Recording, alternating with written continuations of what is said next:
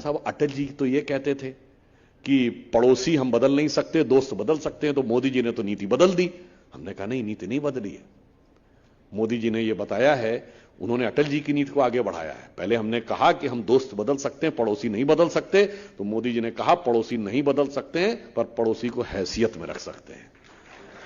बातें किस प्रकार की थी मैं याद दिलाना चाहता हूं कि 16 मई 2014 को मोदी जी के नेतृत्व में हमें स्पष्ट बहुमत मिला और 18 मई 2014 को लंदन से प्रकाशित होने वाले संडे गार्डियन अखबार में, लंदन का इसलिए उल्लेख कर रहा हूं क्योंकि जो लोग आजकल लोकतंत्र और इस सब की बात करते हैं थोड़ा वो इंग्लैंड अमेरिका का ज्यादा उल्लेख करते हैं, तो वो जैसे एक लाइन और कह दूं, वो लोग हम लोगों से बहुत आरोप लगाते हैं कि साहब वो जब संघ के बारे में पूछते हैं स्वतंत्रता के समय, तो हमने कहा जी हम तो 51 में भारतीय जनसंघ बना था, 80 में भाजपा, तो 51 से आप पूछ सकते हैं। नहीं, आपका मात्र संगठन तो संघ है।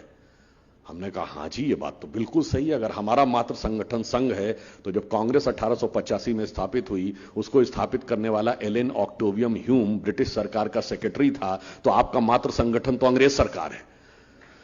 इसलिए मैं अंग्रेजों का ही अखबार कोट कर रहा हूं। संडे गार्डियन ने अपने संपादकीय में लिखा कि 18 मई 2014 को लिखा कि 16 मई 2014 यानी जिस दिन मोदी जी के नेतृत्व में हमें स्पष्ट बहुमत मिला, should be remembered in Indian history as its second tryst with destiny.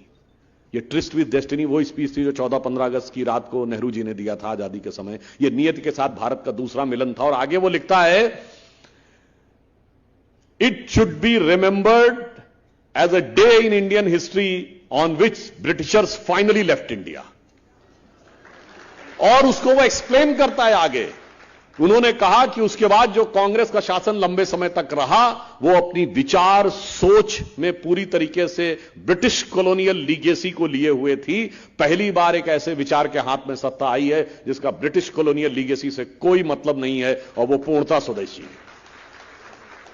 और ये बात ऐसे ही नहीं थी, इसीलिए मैंने कहा वो जनादेश विचार को बदलने के लिए था। वो किस सीमा तक हमारे दिमाग में भरी हुई थी लीगेसी। मैं एक उदाहरण देना चाहता हूं कि हमारा बजट 2014 से पहले 28 फरवरी को प्रस्तुत होता था। अब मोदी जी ने आकर उसको 1 फरवरी कर दिया है। क्यों 28 फरवरी को होता था? इसलिए कि अंग्रेजों के कैलेंडर के हिसाब से वो चलता था। इंग्लैंड में जनवरी और फरवरी 2 ऐसे महीने रहते हैं जहां पर बर्फ पड़ती है और कोई कामकाज करना बहुत मुश्किल हो जाता है। कामकाज शुरू ही मार्च से होता है। तो उन्होंने इस हिसाब से तय किया कि बजट का प्रस्तुतिकरण 28 फरवरी के आसपास या 1 या 2 मार्च को होता था। मगर हमारे यहां के मौसम के अनुसार तो यह नहीं है। हमारे यहां मध्य जून में मानसून आ जाता है। मानसून का एक बड़ा रोल है भारत में। दक्षिण भारत में तो जून के पहले सप्ताह में आ जाता है। तो अगर हम मार्च में बजट पास करते थे तो अप्रैल और मई 2 महीनों के अंदर, यानी बजट सत्र समाप्त होते होते तो अप्रैल आ जाता था, जहां जहां आवंटित बजट पहुंचना चाहिए था वो उस समय तक नहीं पहुंच पाता था। तो मोदी जी ने कहा अब यह विचार छोड़ो और 1 फरवरी को होता है तो अब मानसून शुरू होने से पहले सब जगह बजट सही ढंग से पहुंच जाता है। और वो मानसिकता कैसी थी याद करिए, अटल जी की सरकार आने से पहले तक 1998 भारत का पहला बजट था जो 11 बजे संसद में प्रस्तुत हुआ। इससे पहले सारे बजट 5 बजे होते थे। क्यों? क्योंकि ब्रिटिश टाइम से एक परंपरा चली आ रही थी कि जब ब्रिटेन में सुबेरे के 12 बजे होते थे, यहां 5 बजे होते थे, इसलिए यहां 5 बजे होता था। सोचिए गुलामी की मानसिकता। 50 साल तक भारत अपना बजट अंग्रेजों के समय के अनुसार चलाता था। आप देखिए उसके बाद बदलाव और आया। अभी आपने देखा होगा पिछले वर्ष भारत की नौसेना का ध्वज बदला गया है। उसमें विक्टर क्रॉस होता था। क्यों होता था भाई? क्या जरूरत थी उस विक्टर क्रॉस की?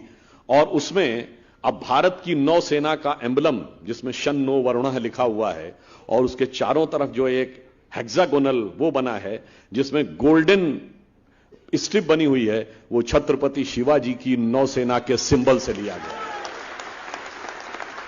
इसलिए अगर उस अखबार ने लिखा तो गलत नहीं लिखा था। और मैं एक और उदाहरण देना चाहता हूं। 26 जनवरी को गणतंत्र दिवस होता है, 29 जनवरी को बीटिंग रिट्रीट होती है। बीटिंग रिट्रीट पर जो बैंड बजता था वो क्वीन के सम्मान में बजने वाले गाने एबाइड बाई के ऊपर बजता था, आजादी के इतने साल बाद भी।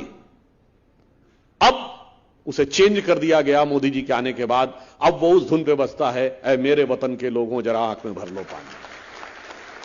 और इतना ही नहीं, कभी आप दिल्ली गए हो तो आप देखें इंडिया गेट के ऊपर जाके देखिए तो लिखा होगा build in the memory of King George visited India in 1911 and embossed are the name of those soldiers who have laid down their life for the service of the British Empire. प्रथम विश्व युद्ध में British empire के लिए जिन्होंने जान दी, सिर्फ उन सैनिकों का स्मारक था, भारत के सैनिकों का कोई स्मारक ही नहीं था। मोदी जी के आने के बाद वॉर मेमोरियल बना है, भारत के लिए जिन्होंने बलिदान दिया उनका भी सम्मान किया गया है। और इंडिया गेट के ऊपर 1968 तक किंग जॉर्ज की मूर्ति लगी रही।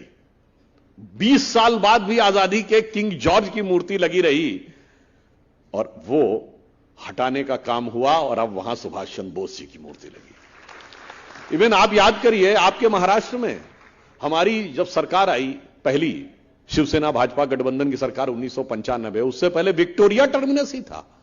स्वतंत्र भारत में 50 साल तक विक्टोरिया टर्मिनस ही कहलाता था, फिर उसका नाम बदला गया।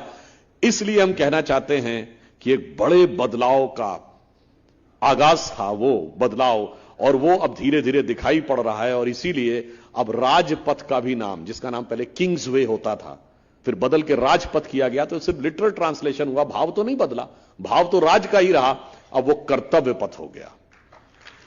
और इतना ही नहीं हुआ भाई, राष्ट्रपति भवन में मुगल गार्डन का क्या काम, तो अब वो भी अमृत उद्यान हो गया है। तो मैंने इसलिए कहा कि इन सारे परिवर्तनों के साथ जब आपके नगर का नाम बदला तो ये और संतुष्टि की बात थी। आप समझिए कि मोदी जी की सरकार किस विचार को बदलने के लिए आई थी, और वो विचार कहां से था। 15 अगस्त 2014 को आप उनका पहला स्पीच देखें तो उसमें 2 ऐसे पॉइंट थे जिनके बारे में कहा जाता है ये तो नॉन पॉलिटिकल है, इनका राजनीति से कोई लेना देना नहीं। ये तो किस बातों को, उन्होंने क्या बातें बोल दी। एक था स्वच्छ भारत अभियान और दूसरा था बेटी बचाओ बेटी पढ़ाओ। लोगों ने कहा तो सामाजिक मुद्दे हैं, इसका राजनीति से क्या लेना देना। मगर मैं कह रहा हूं यह सरकार सिर्फ सरकार बदलने के लिए, शासन बदलने के लिए नहीं आई थी, शासन की व्यवस्था बदलने के लिए नहीं आई थी, एक मानसिकता बदलने के लिए आई थी। और आप देखिए इतना बड़ा बदलाव आया। 9 साल पहले याद करिए, हाथ में किसी के कोई कागज का टुकड़ा रैपर होता था, जितनी आसानी से लोग इधर उधर फेंक दिया करते थे, अब लोग देखते हैं कि डस्टबिन या कूड़ादान कहां है, वहां जाके फेंकते हैं। बेटी बचाओ बेटी पढ़ाओ का यह अंतर पड़ा कि पिछले 9 वर्षों में नवजात शिशुओं में लिंग अनुपात में भारी बढ़ोतरी हुई है, और पहली बार पिछला एक ऐसा वर्ष आया है जब लड़कियों की संख्या नवजात शिशुओं में लड़कों से अधिक हुई है। और राजस्थान और हरियाणा जैसे राज्य जहां यह बहुत ही स्क्यूड था यह अनुपात, वहां भी भारी सुधार हुआ है। इसका अर्थ हुआ है कि विचार सब तरफ बदलाव दिखा है। और आजादी के बाद हम लोग एक लंबे समय तक संघ का एक गीत था जो कहते थे, उगा सूर्य कैसा कहो मुक्त का ये, उजाला करोड़ों घरों में न पहुंचा, खुला पिंजरा है मगर रक्त अब भी थके पंछियों के परों में न पहुंचा। उसको इंश्योर करने के लिए मोदी जी ने जनधन योजना घोषित की। 48 करोड़ लोग के पास आज जनधन अकाउंट है। और लोग कहते थे कि साहब अकाउंट खुलेंगे नहीं। माननीय भागवत कराट जी निश्चित रूप से यह विषय को जानते होंगे ना, आरबीआई तैयार थी ना फाइनेंस मिनिस्ट्री तैयार थी 2014 में, पर मोदी जी ने दृढ़ता के साथ कहा कि मुझे 31 मार्च 2015 तक 12 करोड़ अकाउंट चाहिए। उन्होंने कहा साहब 1-1.5 करोड़ से अधिक खोले नहीं जा सकते। मगर खुले तो लोगों ने कहा इसमें पैसा कहां से आएगा। मोदी जी ने कहा खोलो तुम अकाउंट, पैसा कहां से आएगा मैं बताऊंगा।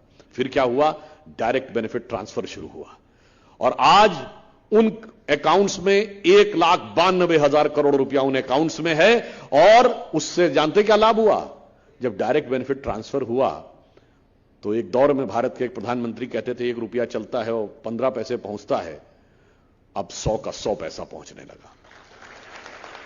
और आप सबने जरूर सुना होगा कि वो कहते थे 1 रुपया चलता है 15 पैसे पहुंचता, पर पूरा वक्तव्य नहीं ध्यान होगा आप लोगों को। जानते सदन में राजीव गांधी जी ने क्या कहा था, एक हाथ से दूसरे हाथ तक जाने में रुपया घिस जाता है, तो वो घिसते घिसते 15 पैसे पहुंचता है। इसका अर्थ हुआ एक हाथ से दूसरे हाथ, तीसरे हाथ से चौथे हाथ जाते जाते 85% हाथ वालों के हाथ में पहुंच जाया करता था, वो अब रुक गया। और उसका प्रभाव क्या पड़ा कि आप समझिए कि उसके द्वारा 1 लाख करोड़ रुपए की भारत सरकार का जो पिल्फरेज हो जाता था, यानी वो पैसा ऐसी जगह चला जाता था जो करप्शन में चला जाता था, वो बचा। वो कैसे बचा, 4-4.5 करोड़ ऐसे राशन कार्ड निकले जो सिर्फ कागज पे थे, वो व्यक्ति कभी थे ही नहीं। 1 करोड़ के आसपास ऐसी महिलाएं थी जो थी ही नहीं, उनके पेंशन ली जा रही थी। और तमाम ऐसी चीजें कि जो कि कभी सर्टिफिकेट पर ही थी और उनके द्वारा करप्शन हो रहा था। तमाम ऐसे गैस कनेक्शन थे जिनकी सब्सिडी ली जा रही थी और वो हकीकत में नहीं थे। वो सारी चीजें समाप्त हुई। फिर चाहे आयुष्मान भारत योजना के द्वारा 50 करोड़ लोगों को हेल्थ का कवर देना हो, फिर चाहे उज्ज्वला योजना के द्वारा महिलाओं को गैस की उपलब्धता सुनिश्चित करानी हो, या फिर आप देखें कि ये जो एलईडी बल्ब्स थे, ये 37 करोड़ एलईडी बल्ब्स डिस्ट्रीब्यूट कराए जो अमेरिका की कुल आबादी से ज्यादा थी। तो एक तो हुआ कि हर व्यक्ति के हाथ में वह शक्ति पहुंचे जो उसकी जरूरत है। अब दूसरी चीज आती है विकास। अब विकास में हम कहां पर पहुंचे? आज समझिए 37 किलोमीटर पर डे भारत में सड़क बन रही है। 70 एयरपोर्ट थे हमारे आने से पहले, 140 एयरपोर्ट हो गए। हमारे आने से पहले केवल रेलवे का 30% से भी कम 25% इलेक्ट्रिफिकेशन था, वो 90% हो गया है। और एफिशिएंसी इस लेवल की आई है कि अगर देखिए, भारत को यदि विकसित राष्ट्र बनना था तो पावर एक बहुत बड़ा रिक्वायरमेंट है ना।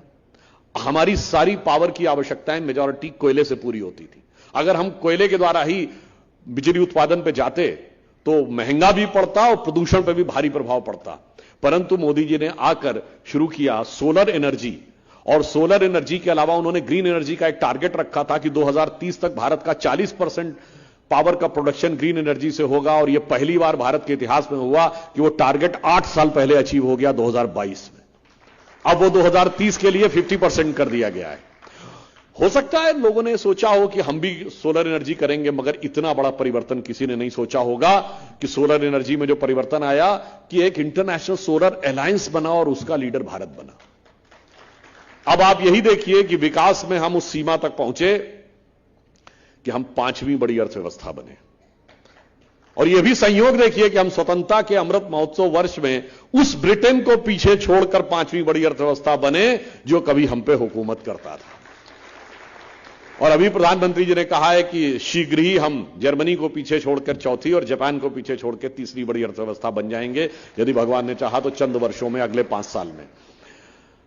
और उससे भी अधिक संयोग देखिए कि स्वतंत्रता के अमृत महोत्सव वर्ष में उस ब्रिटेन में जहां अंग्रेज कहते थे कि भारतीयों पे इसलिए हुकूमत करने की जरूरत है कि इन्हें राज करना नहीं आता, हम इन्हें बताएंगे राज कैसे होगा, वहां पर उनकी सरकारों में इतनी उठापटक हुई कि एक भारतीय आज राज करके उन्हें बता रहा है कि राज कैसे किया जा सकता है। परंतु क्या बताएं, हमारे कुछ अब अगला चरण आता है। ये सारी बातें अपनी जगह हैं जब तक राष्ट्र की सुरक्षा मजबूत नहीं हो। तो मोदी जी ने अगला काम किया राष्ट्र की सुरक्षा मजबूत करने का। और राष्ट्र की सुरक्षा मजबूत करने में यह सबसे पहली बात क्या थी कि हमारी सेना के पास पूरी शक्ति थी, मगर सेना के पास क्या स्थिति थी? यह बैरक ओबामा का बहुत स्टेटमेंट कोट करते हैं। बैरक ओबामा ने अपनी एक किताब लिखी है द प्रॉमिस्ड लैंड। उसमें 2010 की भारत यात्रा में मनमोहन सिंह जी के हवाले से उन्होंने यह लिखा कि 26/11 के मुंबई हमले के बाद भारत की सेना एक कड़ी कार्रवाई करने के लिए तैयार थी, पर तत्कालीन कांग्रेस सरकार ने इसलिए उसे अनुमति नहीं दी क्योंकि उन्हें डर था कि उससे उपजे वातावरण से भारतीय जनता पार्टी को लाभ होगा। इसका अर्थ यह था कि हमारी सेना के शौर्य में कोई कमी नहीं थी, केवल नेताओं की दृढ़ता में कमी थी। और स्थिति यह थी कि आप देखिए, कहीं मोहल्ले की लड़ाई से लेकर इंटरनेशनल झगड़े तक, कॉन्फ्लिक्ट तक, हमेशा क्या होता है कि छोटा और कमजोर कहता है बड़ा और ताकतवर हमें सता रहा है। मगर यहां एक उल्टी बात थी, बगल का मुल्क छोटा भी था, कमजोर भी था, हम बड़े भी थे, ताकतवर थे, पर हम कहते रहते थे वो हमें सता रहा है। हमारी एक सॉफ्ट स्टेट की इमेज बन गई थी। मोदी जी ने आने के बाद उसको बदल दिया। अब उरी हो या सर्जिकल स्ट्राइक हो, उसके बाद यह दिख गया कि अब वो कहता है कि भारत हमको आंख दिखा रहा है। और इतना ही बड़ा बदलाव नहीं आया, बदलाव यह आया कि हमने 9 साल में कोई पाकिस्तान से ऑफिशियल बायलैटरल डायलॉग नहीं किया।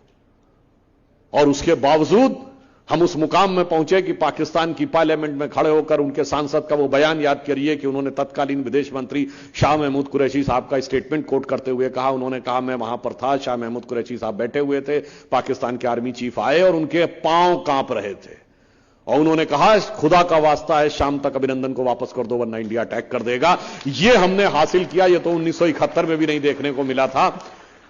तो कुछ लोगों ने हम लोगों से कहा, एक बार टीवी डिबेट में लोगों ने कहा, साहब अटल जी तो ये कहते थे कि पड़ोसी हम बदल नहीं सकते, दोस्त बदल सकते हैं, तो मोदी जी ने तो नीति बदल दी। हमने कहा नहीं, नीति नहीं बदली है।